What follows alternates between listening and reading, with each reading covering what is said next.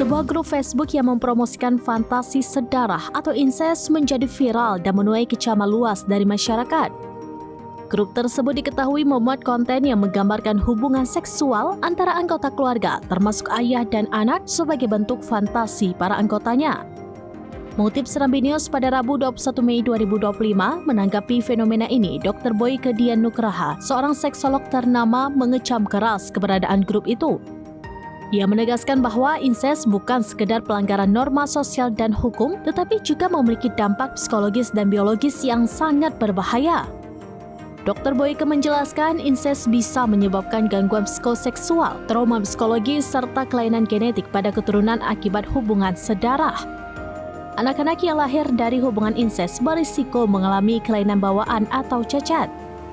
Ia juga menyoroti bahwa normalisasi fantasi insest di media sosial sangat mengkhawatirkan karena dapat memicu tindakan nyata, terutama pada individu yang mengalami gangguan kontrol diri. Dr. Boyke menghimbau agar hal ini harus segera dihentikan karena dapat merusak struktur dan nilai dalam keluarga serta membahayakan generasi mendatang. Pihak berwenang dan penyedia platform digital dihimbau untuk segera menindaklanjuti dan menutup grup-grup serupa.